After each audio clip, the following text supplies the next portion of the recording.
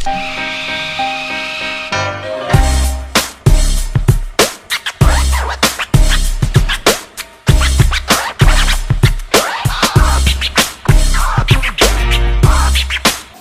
байцгаана уу эрхэм хүндэж Facebook хэрэглэгч жолооч нараа. Та бүхэндээ энэ өдрийн мэндийг хүргэе. Энэ удаагийн машина мэдээ булангаараа жолооч та бүхэндээ борооны улирлыг тохиолдуулаад машинда ямар үйлчилгээ хийлгэх, мөн юуг анхаарах талаар та бүхэндээ зөвлөгөө хүргэе гэж бодлоо. За, ус туулах юм бол машинд маань ямар сөрөг нөлөө байдаг вэ гэхээр машины юм гармон шиг ирзэнүүд байж идэг. За энэ гармон шиг ирзэн маань ямар нэг байдлаар одоо илэгдлээсээ болоод цоорсон байгаа тохиолдолд эдгээр гармон шиг ирзэнээр ус ордог. За ус орох юм бол мэдээж дотор нь байгаа тослогоот товууд маань гадагшилж одоо усаар угаагдсанараа тослог чанараа алдаж эдгээр эд анги маань одоо эвдрэх, гэмтэх юм асуудлууд үүсчихэд байгаа. Мөн машины доод ийм хаалт илгэвч байх хэрэгтэй байдаг. За одоо энэ машинд маань болохоор тал нь байна. Одоо тал нь бас байхгүй болсон байна. Тэгэхээр одоо ер нь энийгээ бол олж нөхөж хийх хэрэгтэй байдаг.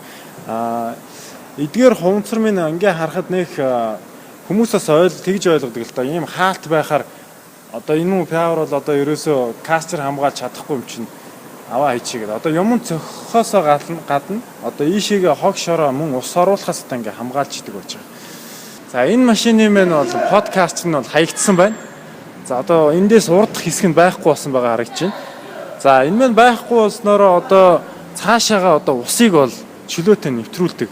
Ийшээгээ ус чөлөөтэй нэвтэрснээр их гэрэл болон одоо бусад цахилгааны хэсгүүд рүү одоо ус бол чөлөөтэй орох юм нөхцөлийг үүсгэж өгч идэг байна. Ингэхээр машинд маань одоо наандаж одоо цахилгааны мас үүсэх гэрэл чийдэн шатах ийм асуудлууд бас үүсдэг. Тийм учраас энэ маань бас маш их хэрэгтэй зүйл учраас жолооч нар маань хэрвээ таны машинд ийм подкаст нь хаягдсан байгаа заавал олж нөхөх шаардлагатайг анхаараарай. За ингээд доод хэсгийн энэ подкастер маань бас байхгүй болсноороо бас бусад зарим машины жанаам нь ийм доор байралтай байдаг. Тэрлөө бол ус чөлөөтэй нэвтэрч бас жанаамд бас гинтл учруулах ийм асуудал бас тулгарч идэг. Машины гүйцэв бол бас их чухал байдаг. Машины гүйцүүд ингээ сайн харах юм бол энэ дээр ийм зориултын цэвэрлэлтээс хамгаалсан юм дүрслэг байж байдаг.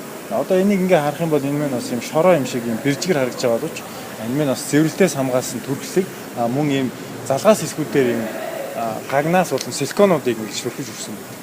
За ер нь бол машина ямар нэг байдлаар доогуур нь зогсноос болоод эдгээр түрхлэг болон бусад энэ бодгууд нь хохорсноор машины энэ доод эд ангиудад цэвэрлэлт үүсгэж эхэлдэг. Цэвэрлэлт маань хэвийн юм шиг боловч аажимдаа энэ төмрийг идэж ерөнхийдөө бол араамыг одоо ийм цуурах, гэмтэх юм эрсдлийг бий болгодог. Араам ханзрах юм бол мэдээж одоо гүйцэв сэнсрэх ийм асуудлууд бас тулгарч идэг учраас жолооч нар маань бас ерөнхийдөө энэ борооны улиралд машинда техник үйлчилгээ авахдаа заавал одоо явахд анги болон энэ доогуур ингээ өргөөд нэг харуулхад бас буруутахгүй маа гэдэг одоо бас жолооч нартаа бас зөвлөж хэлэх зүйтэй болов. За машин маань бас хит гүнзгий ус туулах юм бол одоо энэ коропны болон эрдүгтрийн одоо зарим хэсгүүдээр агаржуулалтын одоо хэсгээр ус орсноороо энэ коропны дотор талд ус орж тосыг одоо ээдүүлдэг. Тос маань ээдэх юм бол мэдээж тослог чанараа алдаад бас коропыг цаашлаад эвдэх юм эрсдэл бас гарч идэг.